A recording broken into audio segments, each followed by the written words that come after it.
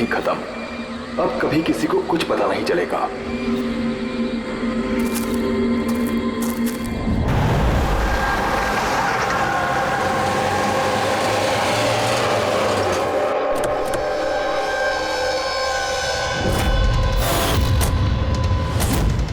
Guys hold on, हो क्या रहा है? कोई मुझे बताएगा? You guys don't understand. You know ना सिचुएशन क्या चल रही है। पापा और भाई दोनों फोन नहीं उठा रहे। पापा, रे, प्लीज दरवाजा खोलो।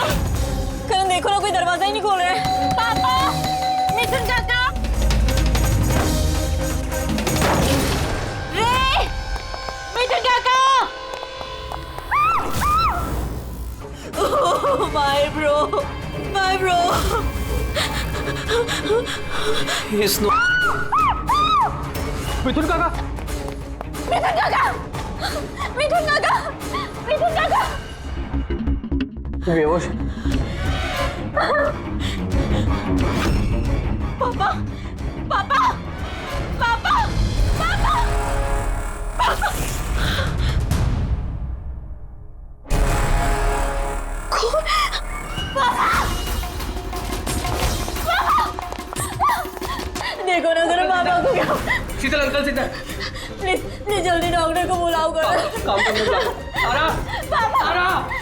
अंकल डोंट एम्बुलेंस को कॉल करो, एम्बुलेंस को कॉल करो अर्जेंट। शीतल, जब तुम वहाँ खंडाला में थी तब ये सब हुआ? हाँ जी सर, एक्चुअली वहाँ हमारी प्रॉपर्टी को लेके कुछ प्रॉब्लम्स चल रही थी, इसीलिए मैं और करण वहाँ गए थे। करण? जी, ही इज माय लॉयर। अच्छा। सर वो लैंड शीतल के नाम पे थी, इसलिए उसे वहाँ होना ही था। यस सर, बहुत इंपॉर्टेंट मीटिंग थी। आप? She is Tara, my assistant. हाँ तो शीतल, जब तुम खंडाला में जा रही थी तब घर पर सिर्फ तुम्हारे पिताजी कल्याण जी और तुम्हारा भाई रे और ये मिथुन था, है ना? हाँ सर, एक्चुअली करीब 8 साल पहले एक एक्सीडेंट हुआ था जिसमें पापा की आईसाइट चली गई। पापा देख नहीं सकते और मिथुन काका उनका अकेले ध्यान नहीं रख पाएंगे, इसलिए रे वो यहीं रुक गए। मुझे उन दोनों को अकेले छोड़ना ही नहीं चाहिए था।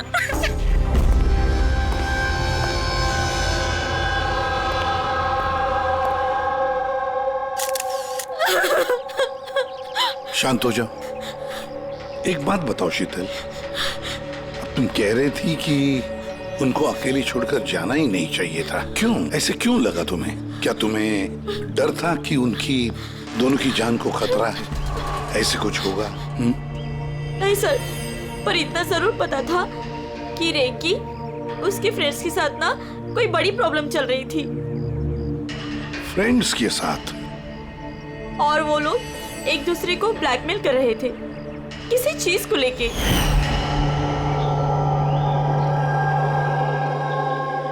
तू ऐसा हम लोग के साथ कैसे कर सकता है? एक बार फिर से सोच ले रे, अगर यही तेरा फाइनल डिसीजन है तो जानता है कि क्या होगा। आई डोंट केयर, मैं तो सिर्फ सही टाइम का वेट कर रहा हूँ। पर अगर किसी को कुछ पता चल गया तो? तुम पागल हो गई हो क्या?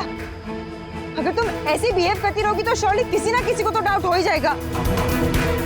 गाइस, अगर हम कंट्रोल में हैं तो वी आर सेफ। गाइस, तुम लोग अपना देख लो। मुझे ऑनेस्टली नहीं पता है कि मैं क्या करने वाला हूँ।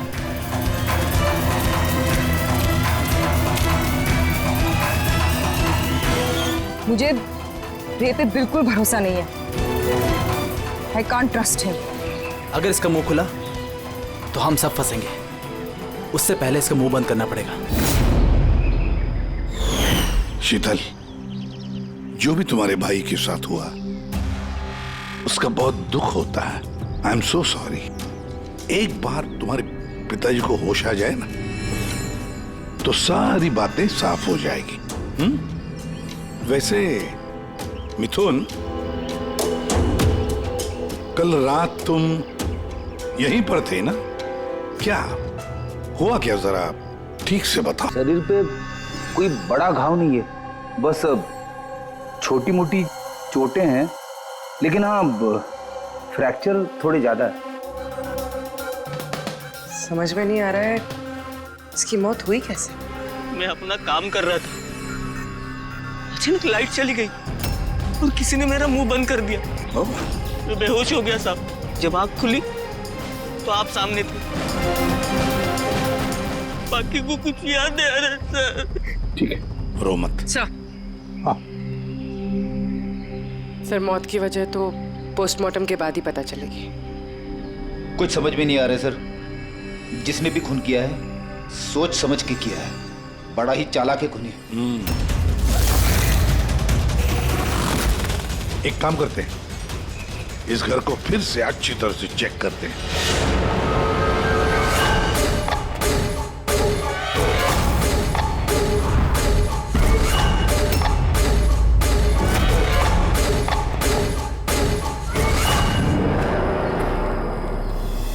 ग्लास तोड़कर अंदर घुसा है घर के अंदर।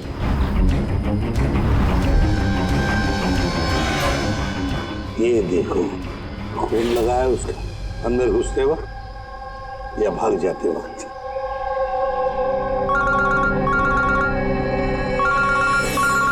Hello, ACP Pradyuman. अच्छा, कल्याण जी को होश आ गया?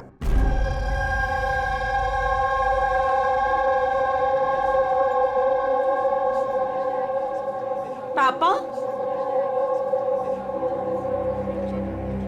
कल्याण जी, मैं सीआईडी से एसीपी प्रद्युमन। आप मुझे बता सकते हैं क्या हुआ?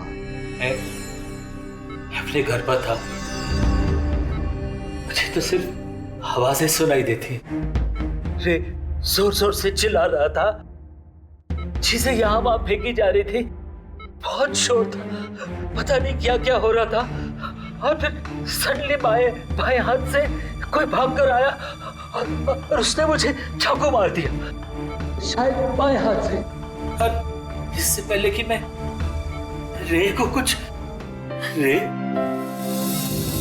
ठीक है, रे ठीक तो है? शीतल, शीतल, शीतल, तुम कुछ बोल क्यों नहीं रही? हे भगवान, हे भगवान।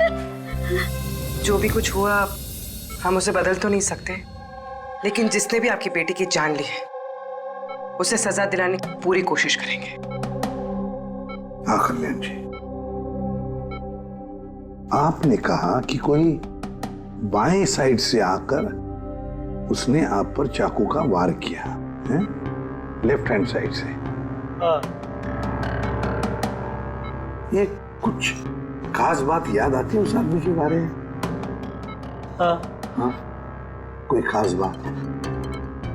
हाँ, वो जरूर लेफ्ट हैंडेड था, लेफ्ट हैंडेड था वो। ये आप कैसे कह सकते हैं? सर, मुझे पता चल जाता है, मेरी सेंसेस बहुत स्ट्रांग है। उसने जब मुझ पे वार किया, मैंने उसका हाथ पकड़ लिया था और वो इतना स्ट्रांग था, वो जरूर लेफ्ट हैंडेड था सर, 100% लेफ्ट हैंडेड था। तो क्या डॉक्टर साहब, ये जो जख्म है इनके शरीर पर, वो वाकई किसी खब्बू आदमी ने बनाया? यस सर, घाव के निशानों के हिसाब से यही लगता है। चलो सर, कुछ तो सुराग लगा। हाँ, ये चारों के चारों दोस्त रे को धमका रहे थे। गड़बड़ है, कुछ न कुछ तो गड़बड़ जरूर है इन चारों में। तनिषा, अंकिता, विवान और सैम। उठाओ इन चारों को, उठाओ।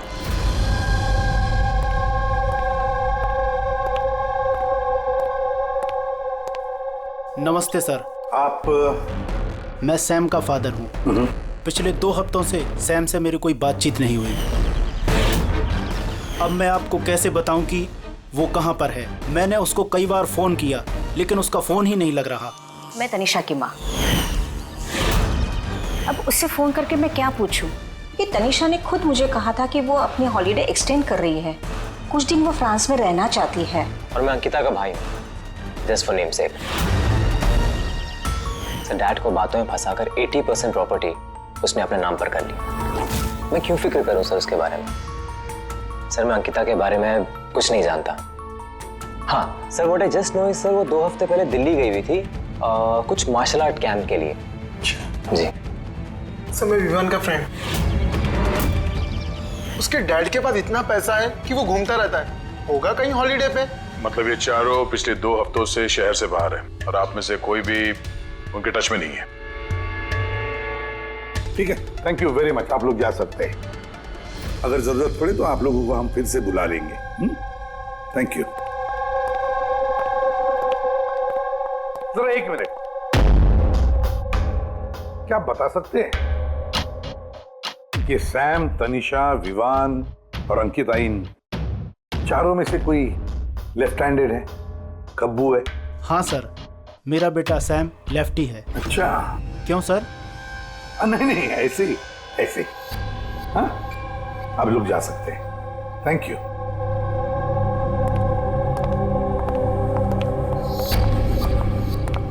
सर, कहीं ऐसा तो नहीं कि इन चारों ने मिलके रे को मार दिया हो सकता है सर, और उसी डर की वजह से ये चारों कहीं ना कहीं जाके छुप के बैठे होंगे।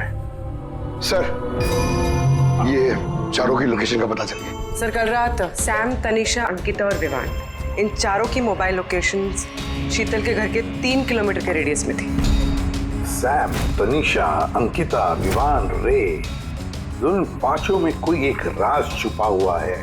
कोई ऐसा राज जो वो पांचों किसी को बताना नहीं चाहते थे। वो राज अपने पास ही रखना चाहते थे।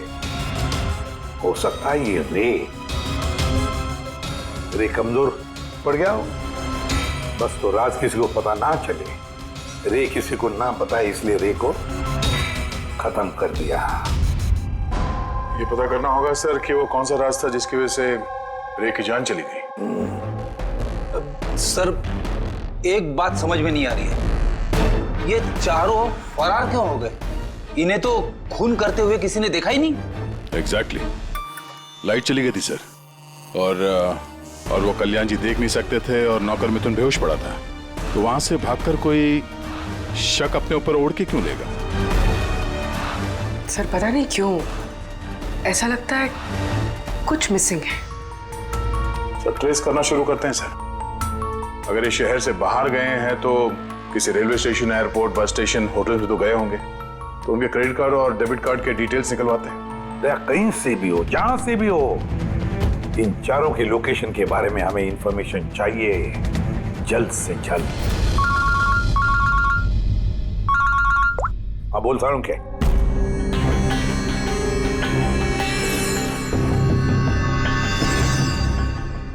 यार सारुण के, तूने इस कंकाल पे ये रेड मार्क्स क्यों किए? बस ये समझाने के लिए कि इस रे की हड्डियों का कैसे चूरा बना है। ये देखो, ये रे की हड्डियों का एक्सरे। इस रे पर बहुत जबरदस्त ताकत के साथ वार किया गया। एक झटके में इसकी गर्दन की हड्डी टूट गई। बस एक बार तो इसके रिब केज पर इतना जबरदस्त किया गया है कि एक ही झटके में इसके रिब केज की बाईं हड्डियां 12 की 12 पसलियां एक साथ एक झटके में टूट गई। और वो भी कमाल की बात यह है कि एक ही सिमेट्री में। एक झटके में 12 पसलियां? नतीजा, हार्ट का रुक जाना, हार्ट ब्लॉक। इसके हार्ट पर जबरदस्त प्रेशर पड़ा। कमाल की बात यह है बॉस कि जितनी ताकत के साथ इस पर वार किया गया है, इतनी ताकत हाथों से या किसी भी हथियार से पैदा नहीं की जा सकती। इसे देख करके तो ऐसा लगता है जैसे खूनी जानता था बॉस। खूनी जानता था कि किस पॉइंट पर वार किया जाए कि एक ही झटके में सारी की सारी पसलियां एक साथ टूट जाए, एक सिमेट्री में। हाथों से कोई इतना फोर्स तो पैदा नहीं कर सकता। हाँ, कर सकता है अगर कोई मार्शल आर्ट्स का जानकार हो तो। जैसे कुंग-फू, कराटे, ताइक्वांडो, इन सब में खास किस्म के मूव्स होते हैं जिससे इतना फोर्स पैदा किया जा सकता है। यह हो सकता है बस। अभी अटैक उसी ने किया जिसे मार्शल आर्ट्स की जानकारी है, जैसे आर्मी बैकग्राउंड का कोई। Martial arts? वो लड़की भी तो गई है ना दिल्ली में मार्शल आर्ट्स का कैंप अटेंड करने के लिए। क्या नाम है उस लड़की का? अंकिता।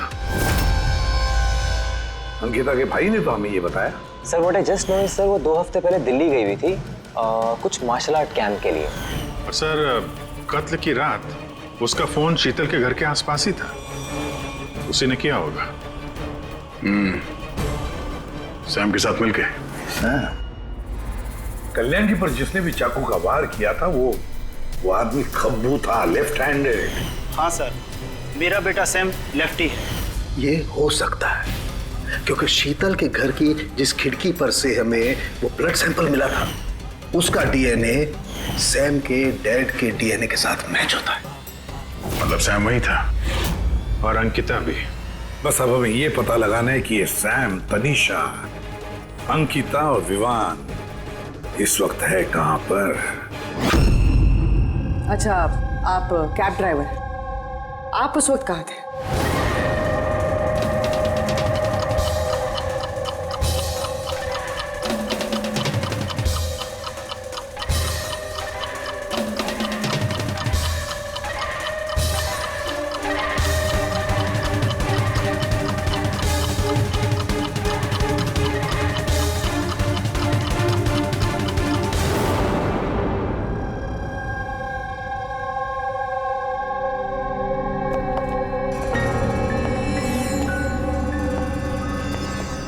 क्या हुआ? सर, सैम एक टूरिस्ट टैक्सी लेकर पूना चला गया। टैक्सी ने जहाँ उसे ड्रॉप किया, उसका एड्रेस थोड़ी देर में मिल जाएगा। सर, पिछले 24 घंटे में ये तनीषा ने पंचगनी में अपना एटीएम कार्ड 3 बार यूज किया सर। ये अंकिता तो बड़ी अजीब है। दिसंबर 2017 में इसने बोरिवली के ज्वाला डी मार्केट से 5 सिम कार्ड खरीदे थे। हाँ सर, ये वही जगह है जहाँ पे यूज सिम कार्ड मिलते हैं। और सर, ये सब के सब 10 दिसंबर 2017 को महाबलेश्वर गए थे और 14 दिसंबर को लौटे। सर, इन्हें लग रहा था कि इन्हें कोई पकड़ेगा नहीं, लेकिन इनसे एक गलती हो गई। ये जो अंकिता है सर, इसने जो सिम कार्ड्स लिए थे उसकी लोकेशन हमें महाबलेश्वर से 15 किलोमीटर आगे हाउस होल्ड में मिली। हाँ, brilliant job, absolutely brilliant job. बस अब नाउ नो वेस्टिंग टाइम, हम टीम बनाते हैं और काम शुरू करते हैं। लेकिन सर 5 सिम कार्ड, वो भी यूज्ड, कर क्या रहे हैं ये लोग? जो भी कर रहे हैं करने दो, पर पछताएंगे जरूर, बहुत पछताएंगे।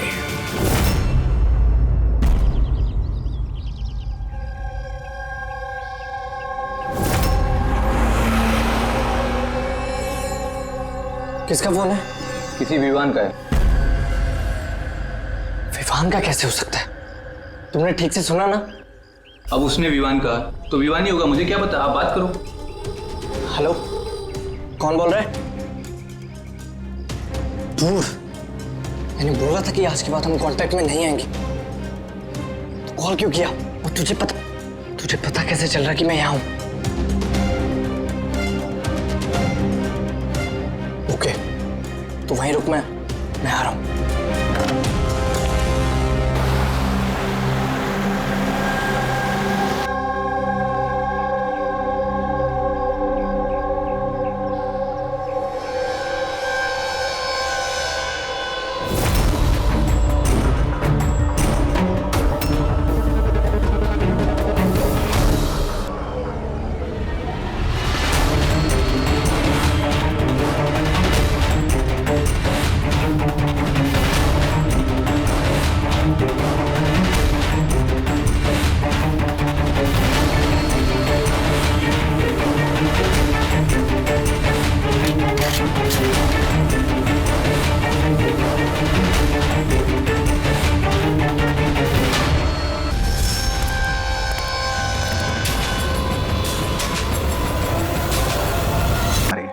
लॉन्ग डिस्टेंस शॉट था, ऑब्वियसली स्नाइपर होगा। स्नाइपर लॉन्ग डिस्टेंस से गोली चलाई, मतलब किसी को पता भी नहीं चला होगा कि गोली चली कहां से और फिर गोली चलाई किसने। Anyway, thank you very much. जी सर। सर, हम लोग तनीषा तक पहुंचने ही वाले थे कि किसी ने इसे भी मार दिया। वही तो सर, ये इत्तेफाक तो नहीं हो सकता सर।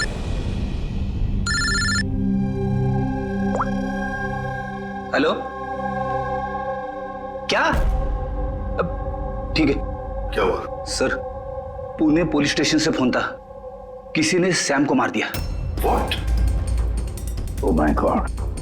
सर, वो जिस लॉज में रुका था उसी लॉज के पास।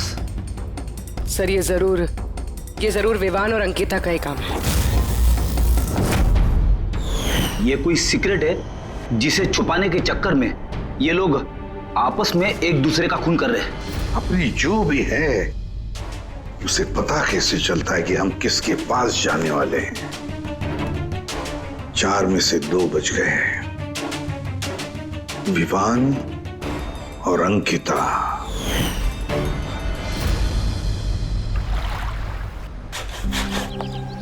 सबसे तो नहीं, मैं अंकिता से मिला था, उससे बात हुई थी मेरी। अंकिता से? जी। यही थी वो? हाँ, ये वही लड़की है जिसने मुझे पेमेंट दिया था, 2 दिन के 20,000 रुपए। 2 दिन के 20,000 वो मान गए? ऐसी क्या इमरजेंसी थी? अच्छा, उन 2 दिनों में आपने उनसे या उनके ग्रुप के बाकी लोगों से मिले थे? नहीं सर, मैं किसी से नहीं मिला। मैंने तो उस लड़की को ऑफर किया था कि हमारे पास कुक और क्लीनर दोनों हैं, लेकिन उस लड़की ने मना कर दिया कि मुझे कोई हेल्प नहीं चाहिए।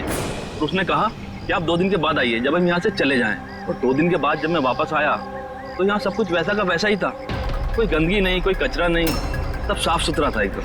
अच्छा, उसके बाद आपने ये जगह किसी और को दी? नहीं सर, हमें जगह का रिनोवेशन कराना था, इसके लिए हमने जगह बंद कर दी थी। आपके क्लीनर को जरा बुलाइए, उससे कुछ बातचीत करना चाहते हैं। मैं भेजता हूँ। बिना क्लीनर और बिना कुक के 2 दिन यहाँ पे रहे, कुछ ना कुछ तो खिचड़ी पकी रही थी यहाँ पे। ये कॉटेज की सफाई तुम्हें करते हो? जी सर। चलो।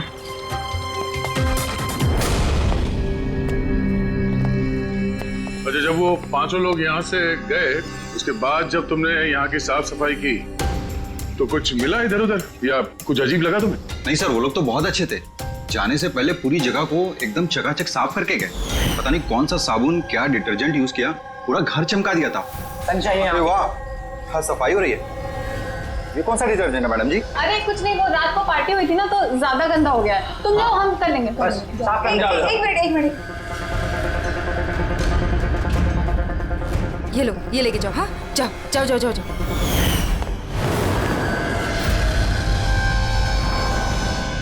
बहुत महंगी है सर, मैंने तो पहनी नहीं कभी, वरना लोग कहते हैं चोरी की।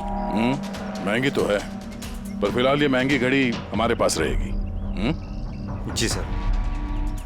आइए, आप तो आइए।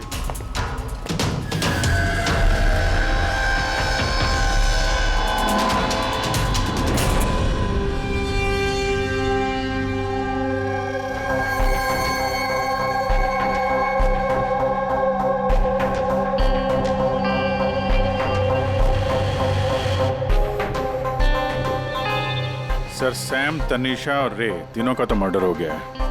अब बचे विवान और अंकिता। खूनी इन दोनों में से ही कोई हो सकता है। ये विवान ही होगा, उसी ने सैम को फोन करके लॉज के बाहर बुलाया था। तो जो भी हो, उसे पता कैसे चलता है कि हम कहाँ जाने वाले हैं? और जब भी हम वहां पहुंचते हैं तो उससे पहले ही वो वहां पहुंचकर फोन करके निकल जाता है। सैम किस लॉज में ठहरा है और तनीषा रोड पर कहाँ मिलेगी, ये सारी इंफॉर्मेशन तो हमारे पास थी ना। उन तक कैसे पहुंची? सर शायद वो लोग एक दूसरे के कांटेक्ट में हो। नहीं पूर्वी, बिल्कुल नहीं, क्योंकि लॉज के मालिक ने बताया कि सैम को जब विवान का फोन आया तो सैम को झटका लग गया। मैंने बोला था कि आज के बाद हम कांटेक्ट में नहीं आएंगे, कॉल क्यों किया? बॉस, क्राइम सीन पर ये जो शोपीस मिला है, इस पर ऑक्सीजन प्रोड्यूसिंग डिटर्जेंट मिला है। इसे ऑक्सीजन प्रोड्यूसिंग डिटर्जेंट से साफ किया गया है। ये क्या है? रेडी एक ऐसा डिटर्जेंट होता है जिससे सारे के सारे एविडेंस एकदम साफ किए जा सकते हैं, खून के निशान तक। हमें कोई डीएनए नहीं मिल सकता। मतलब सर, ये हॉलिडे होम में खून हुआ था? एग्जैक्टली। और हाँ, ये घड़ी, इस पर अलग अलग लोगों की उंगलियों के निशान तो हैं ही, साथ ही इस पे मुझे किसी का डीएनए भी मिला है। तो शायद रे इसी खून का पर्दाफाश करने वाला होगा।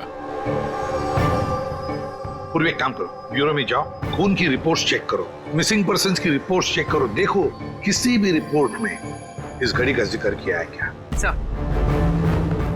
यार इन 5 में से बचे हैं 2, विवान और अंकिता। अगर खूनी विवान या अंकिता को कांटेक्ट करना चाहे तो फिर वो जो 5 यूज्ड सिम कार्ड्स है ना, वो इनके पास होंगे। उन्हीं में से किसी नंबर पर वो फोन करेगा, है ना? वो नंबर ट्रैक करते हैं। सर, तनीषा का खून हुआ पंचगनी में, सैम का खून हुआ पुणे में। दोनों जगहें 100 किलोमीटर दूर, जबकि खून हुए सेम टाइम पे। और एक ही टाइम पे कोई 2 जगहों पे कैसे हो सकता है सर? कोई तो है जो इस प्लान में शामिल है। मान लिया दया कि कोई और है इस खूनी के साथ। एक बार ये विवान और अंकिता हमारे पंजे में आ जाए ना, तब सारे सवालों का जवाब मिल जाएगा। एक काम करो अभिजीत, साइबर डिवीजन से एक हैकर को बुला दो।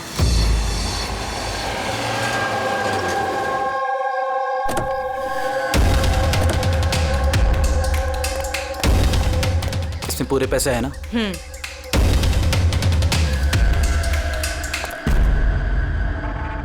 एक मिसिंग रिपोर्ट तो दर्ज हुई है जिसमें इस घड़ी के बारे में लिखा हुआ है। कोई रणधीर कुमार नाम का NRI था। कब फाइल हुई थी रिपोर्ट? 6 दिसंबर 2017। कोई करण जोशी ने फाइल की थी। जी ये देखिए।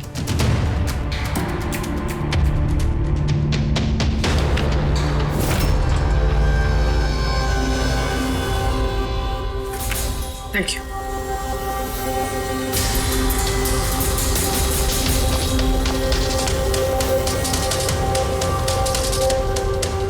कहीं उन लोगों ने इस रणधीर को तो नहीं मार डाला?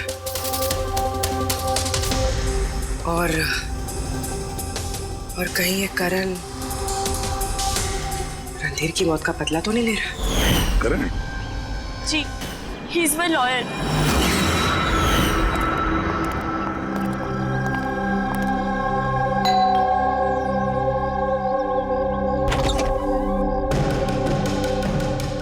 Good to see you. I hope इसमें पैसे पूरे हो गए। हाँ पूरे पैसे हैं। आओ अंदर। देखो हम लोग जहां भी जाते हैं उससे पहले खूनी को कैसे पता चल जाता है? मे बी आप लोगों की लोकेशन कोई ट्रैक कर रहा था। You mean GPS tracker? जी। Cell phone? Yes sir. एक काम करो, तो हमारे सेल फोन चेक करो।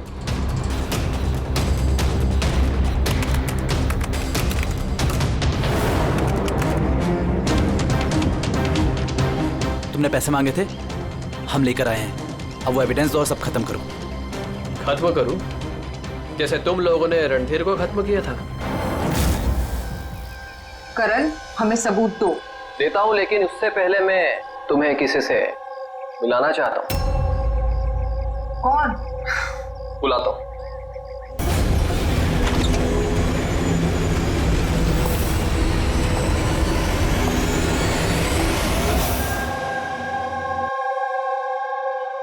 सर देखिए, आप लोगों के फोन हैक्ड हैं। व्हाट?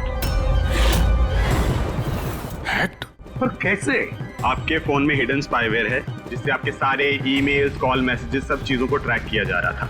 लेकिन हमारे फोन हैक कौन कर सकता है? और कब किए होंगे? फोन तो ज्यादातर हमारे साथ ही रहते हैं। एक minute Abhijit, I see you.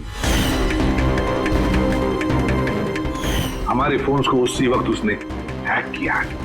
और अभिजीत सर, दया सर, आप दोनों के फोन को शायद उसने ACP सर के फोन से हैक कर दिया होगा।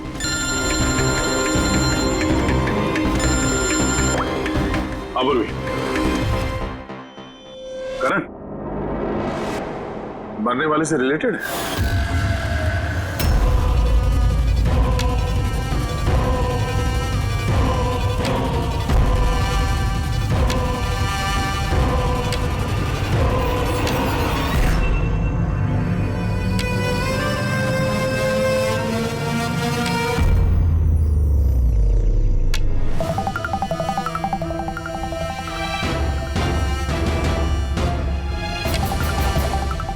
जो सजा रणधीर तुम लोगों को देने वाला था, अब हम तुम्हें देंगे। जैसे सैम, तनीषा और रे को दी। अब तुम दोनों की बारी है। तभी रणधीर की आत्मा को शांति मिलेगी। इसी घर में मारा था ना तुमने रणधीर को?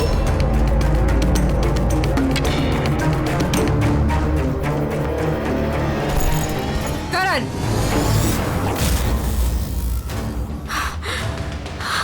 तुम्हारे पास कोई सबूत नहीं है ना? तुमने हमें फंसाया है ना? हाँ?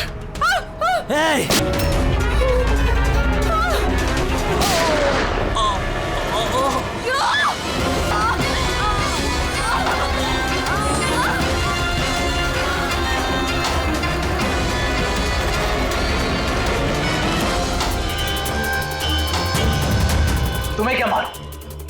तुम तो देख भी नहीं सकते, पर मानना तो पड़ेगा। बस यही प्रॉब्लम है आजकल के तुम जैसे नौजवानों की। बहुत जल्दी होती है तुम जैसे आजकल के नौजवानों को किसी भी नतीजे पे पहुंचने के लिए। ये पकड़ो। कौन कहता है कि तुम्हें देखने के लिए मुझे नजरों की जरूरत है?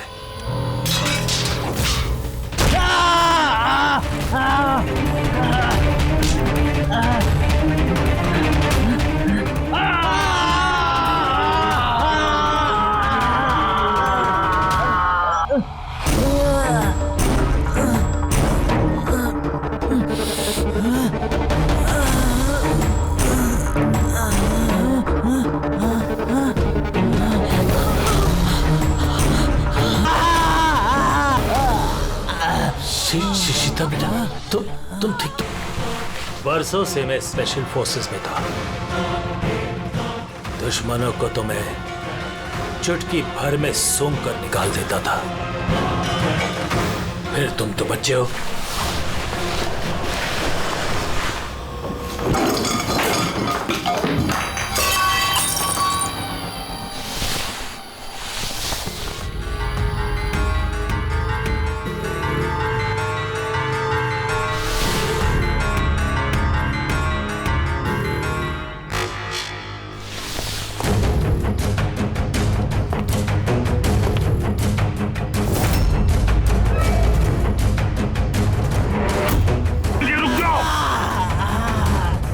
उसको। मैं तो अंधा हूं ऑफिसर, लेकिन आप देखकर बताइए कि मैंने उसका सारा शरीर बेकार कर दिया है या नहीं, या तुम एक और?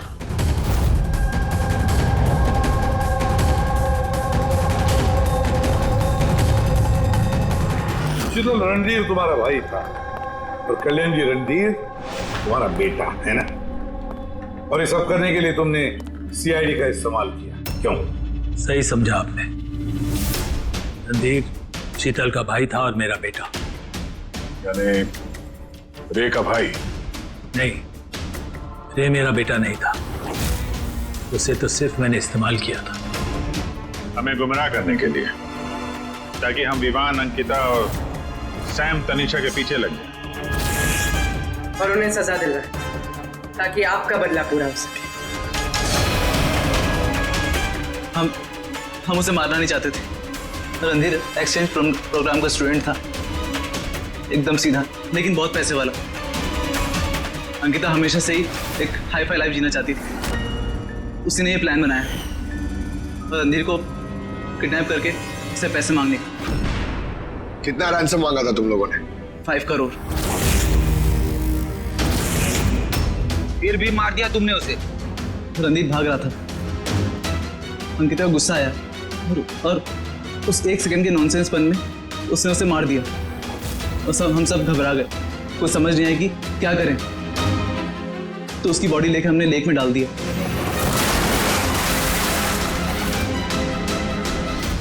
रे को ये बात हजम नहीं हुई है और यहीं पर तुम्हारा प्लान गड़बड़ हो गया। सर, वो रणधीर की इंडिया में सारी रिस्पॉन्सिबिलिटी मेरी थी। कल्याण अंकल और शीतल तो न्यूयॉर्क में थे, लेकिन रणधीर का केयरटेकर मैं यहाँ था। इन लोगों को पैसा देने के बाद भी इन्होंने रणधीर को नहीं छोड़ा, मार दिया। तो मैं घबरा गया, मुझे कुछ समझ नहीं आया। फिर एक दिन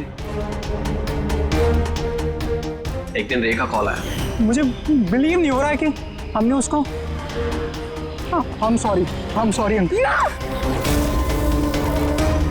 कुछ नहीं होगा तुम्हें। तुम सिर्फ हमें बता दो कि बाकी के दोस्त लोग कहाँ हैं।